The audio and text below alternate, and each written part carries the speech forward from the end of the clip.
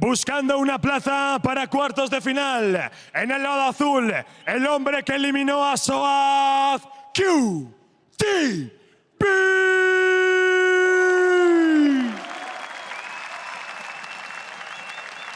And as a mid laner, he's already dominated on Katarina, LeBlanc, and Syndra. Somebody take him off of these champions. It's Maple! All right, gentlemen, let's do this.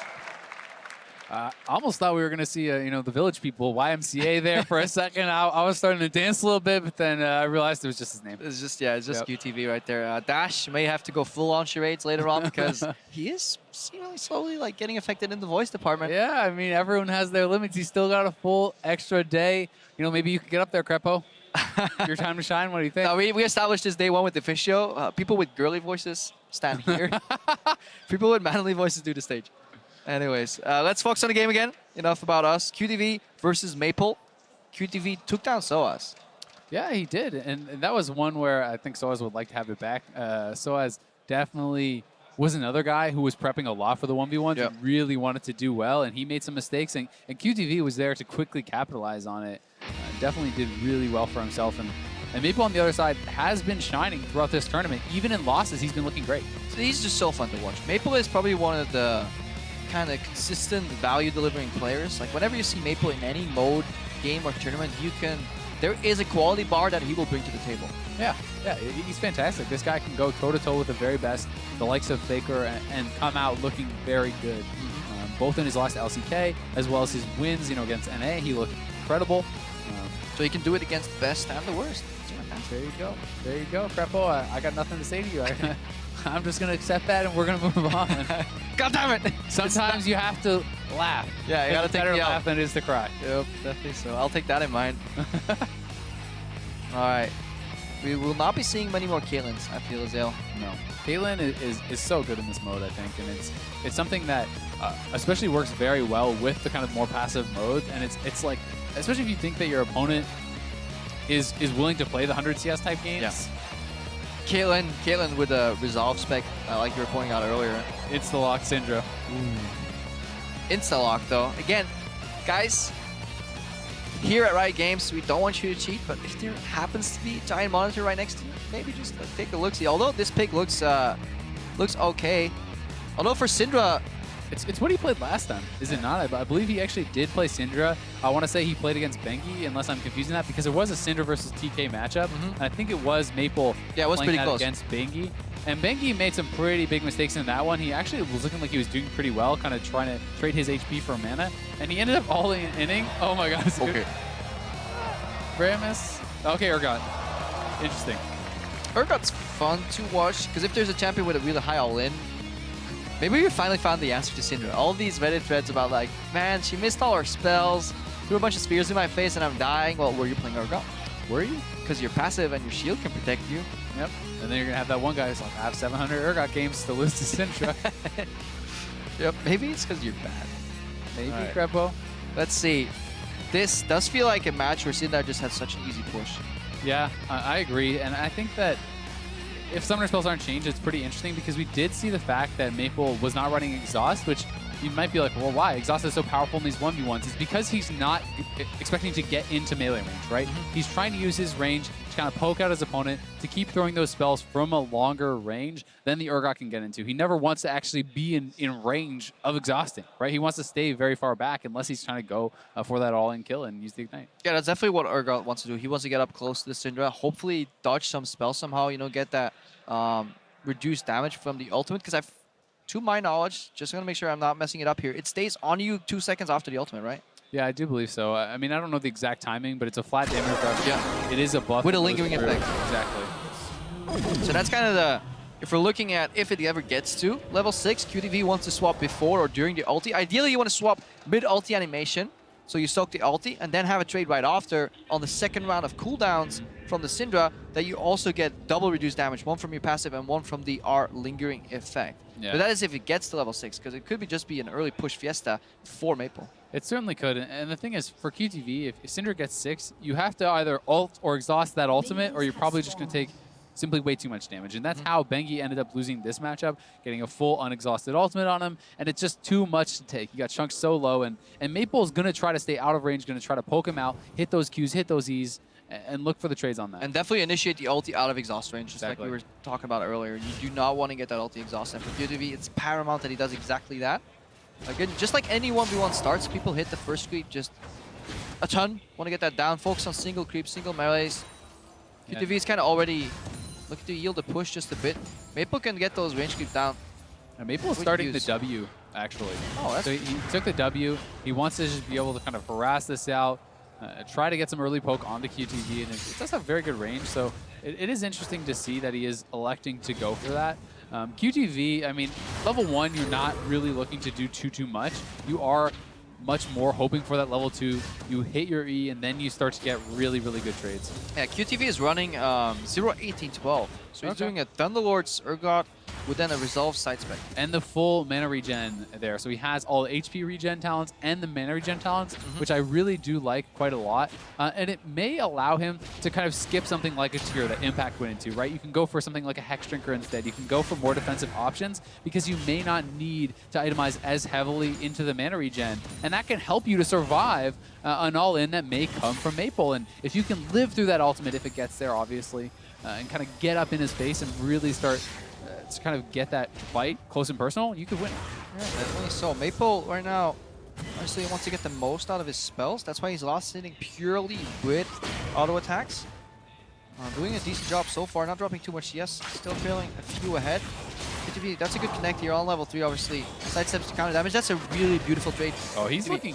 Notice how he's not getting any minion aggro. Yep. He did not weave in an auto attack there. He can walk in between the range creeps and pop Q because Q is a spell, and again, spells do not draw minion aggro here. He also sidestepped the counter W from Maple, so that was, in that microcosm, perfect play by QTV. Yeah, it was very well done. Maple, though, has the push advantage, as you said he would, and he's going to get that early base and likely pick up a Doran's or something. So he goes double Doran's, he gets the Fairy Charm, so it's all mana regen. He wants to stay out of range of his opponent, spam out these spells, and try to just win it out and probably either wave control or just an all-in from out of range of his opponent. And QTV is so behind on the push, so he is going to be late to back. But it's very interested to see, I'm very interested to see what he's actually going to be able to buy. Like, does he go defensive here straight off the bat, or does he go double Doran's into a longsword? Oh, it's tier anyway. Wow, I'm actually shocked. Yeah, he just specs really deep into... And Fairy Charm? I actually think this doesn't really make super a lot of sense when you have full mana regen masteries, because I don't think you're actually going to Oof. I mean, Urgot ooms very quickly. Soft freeze here before we kind of go back in the build here. We saw a couple of minions denied, but obviously you don't want to let the Urgot arrive on a full push, so you want to strike this balance where you deny 1 or 2 creeps by pushing the wave into position, and then still get the push back. Yeah, well, QTV, we'll see if it's certainly not going to have any mana problem now. I mean, Fairy Charm, tier, surprise man. Mana regen masteries. Look at that damage, though. Even without really any AD, that is a massive amount of damage that he's able to do, and every time you connect. Beautiful E placement as well. That was at the edge, so just like, this guy, like, if you miss your E on Urgot, you get counter-traded so hard because you're utterly useless. So this is one spell you need to connect because it sets everything up. Yeah, the cooldown is pretty long here early on as well, and gonna connect another.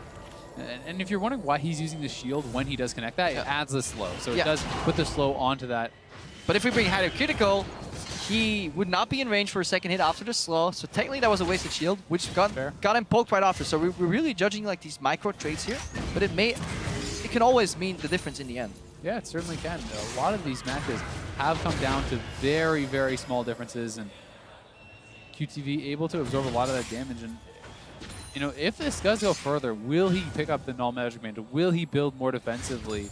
I mean, sure. He has a lot of mana regen already, and he could just kind of turn himself into a semi-tank. Yeah, and the thing that we kind of overlooked with this heavy kind of reliance on mana is that he can use more spells on the wave now. That's fair. And then leverage the push. We see a level 6 on Maple right now. QTV did it as well. He has control because he has a zone control from E. I like this from Maple. Yeah, that was really nicely done. He lands a stun, pushes him back, able to take away that health relic, but does get a trade on the way out. And procs of Thunder, what does it look like? QTV has to be careful because a lot of Urgot players, they get so sucked in and they're walking in range to do another Q. They forget that E is dot. And dots draw tower aggro. And so you can really like mess yourself up right there. Maple is slowly learning in this matchup the cadence and kind of the timing where QTV wants to use that kind kind of poison charge. So he's been dodging a lot more lately. Yeah, he has been doing very well with that. And the CS is very close. It's only going to be one separating these two players as they do base once again here. Maple actually taking a pretty safe base there, but QTV will go back, and now he's building towards the Hex Drinker. Yeah, complete reset in the middle. I like the null magic mantle. You do not want to get a position where you make a mistake, you know. It's kind of a safety net. Maybe you can survive it with perfect exhaust, with perfect ultimate, but you don't always have the guarantee that you will get into that position. And Maple as well, picking up the cloth armor, right? That's at least something. The E8 from Urgot, I believe, does shred some armor as well. So there's the armor shred there, and you're not going to have a lot as well already. So just look at the damage. It does get quite high if you can connect a couple of those Prey Seekers. Like that is a Thunderlord proc right there. The double Q plus the E, the first instance of that E counts. So you can proc it pretty easily. And obviously no need for Warlord to sustain because he's so zone reliant, keeping Maple at bay here. It is slowly turning into a CS match, so we got to keep tracking that. There's a 2 CS lead here in the end if everything plays out well. And what do you think? Should QTV have bunched the minions before he based, you know, to try to kind of get that pushing against him to deny a couple of minions? So is that worth the time that he would delay his base? Because Maple had left first. He had the option of doing that. I'm just not sure, you know. I don't think he knew Maple was basing. That's under the assumption. I think you can work from that under the assumption of perfect information.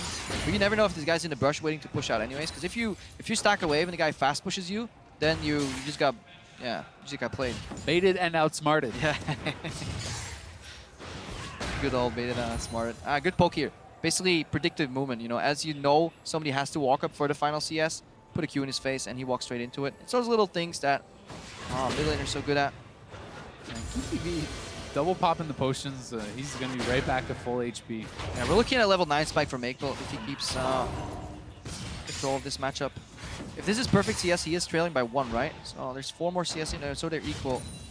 Now he's 1 CS ahead on the side of Maple. QTV falling behind. Yeah, I did miss the melee.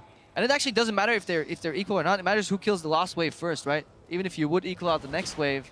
And QTV is actually quite a bit behind on experience. I mean, he still didn't get 8 off of that wave. So, you know, we have Maple has been 8 for a couple minions here. The problem is QTV is never getting the push. So he needs to technically be ahead 5 minions for this playstyle to scale. So I think what we're going to see is on the next wave that meets that's not a cannon wave, QTV might be prepping for an all-in.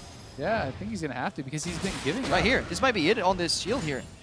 Oh, it's kind of tough now. Maple is just reading like a book. He backs off anytime he comes close, and Maple is playing it out very intelligently, not really giving QTV the opportunity to get in range. I think the correct play for QTV is to fake the all-in, forcing Maple to spam these Qs on max range and managate him. Put him low enough that he can't actually win the fight anymore. But with the Lost Chapter, with double Dorans and the Fairy Charm, does he actually do? Yeah, he has to go for another base because he can't actually commit to a fight anymore. So it's a smart base by Maple. It's forced from QTV not going for the actual all-in, but the threat of the all-in is enough. The wave full resets as well because Maple was pushing. There's 15 creeps remaining. What do you think about Sork Boots here? Because I mean, there already is some flat MR from the null. So I think the fact that he like has to face a Hex Drinker makes it good, and the fact that he actually mobility is a big component here. Wants to dodge out the E's. Dodge out the E's and just get back in the lane quicker. Yeah. This is just a push. Like right now, because of Boots 2, he's here already. He would probably arrive like a few seconds later. He's setting up for 9 more CS. Just like you said as well, dodging the E's. I think Maple set up for victory here. Yeah, I mean, QTV has missed. Oh, this is it. He has to go. He's going all in right now. All right, connects E, misses. No, he gets it. He didn't ult. He didn't ult. He needed to ult there. He could zone though. He could go for zone play. Maple's low. Maple has to walk back in. The next E from Maple is crucial. Oh, good connection there. Side steps from QTV. QTV is no boots right here, so he could have probably went for more movement speed here. Juking out the Q for 1. This is good. He can walk up. Also bought a second Fairy Charm instead of health bots. Yeah. And now he's quite low, so I think that was a bit of a silly decision here, but I think QTV should have forced. Yeah, I agree. I mean, he was in range for the ultimate. It's now 1 wave away from this being game over. And he's basically pushing the wave. Maple can let the wave go under turret because QTV can no longer swap under turret because, yeah, he'll be tanking the bloody turret. So I think Maple has this. There's a lot of minions. Yeah, he's safety under turret. Remember, there is still a Hex Drinker. Yeah, there's 4 minions. That's all the minions he needs. Oh, 1 CS going under turret, but it's so much damage. Oh, so close! QTV needed to all in earlier. We had the chance. With that trade in mind, seeing how it ended in the final exchange, QTV should have just popped that ulti earlier. Yeah, I mean, he used both the summoner spells Maple did, right? And he got 2 tower shots from his tower onto QTV, and he still almost lost. 1 Q. It was so close. So I think that QTV, when he hit the E there, he had to go for it. He had to commit to it, use the ultimate, pop the summoners, and go for that kill. The second Maple missed his disengage with his E was the moment where we could go on. Like, because look at it ends. We don't care how he got in the situation.